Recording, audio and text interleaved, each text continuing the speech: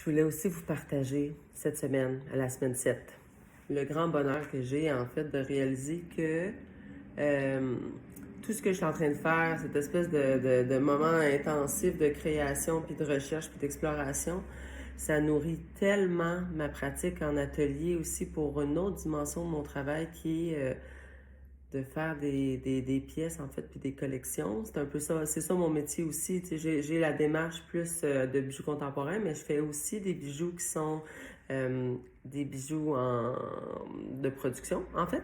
Puis j'ai comme beaucoup d'idées nouvelles grâce à cette résidence-là que je suis en train de faire.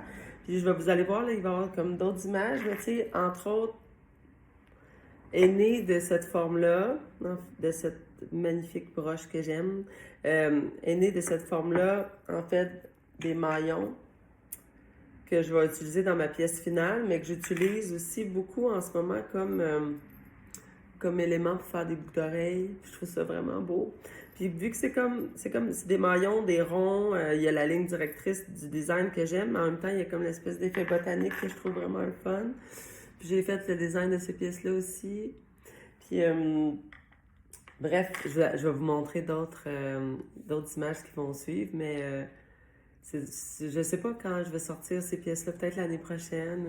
Mais je trouve ça beau de voir à quel point c'est important, même dans une démarche entrepreneuriale, artisanale comme la mienne, en fait, de se donner ces temps-là pour de création puis de recherche, juste pour voir à quel point ça peut nourrir notre pratique à plein de niveaux différents.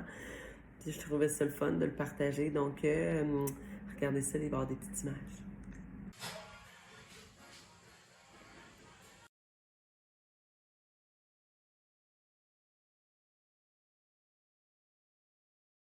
Puis, c'était cool, hein?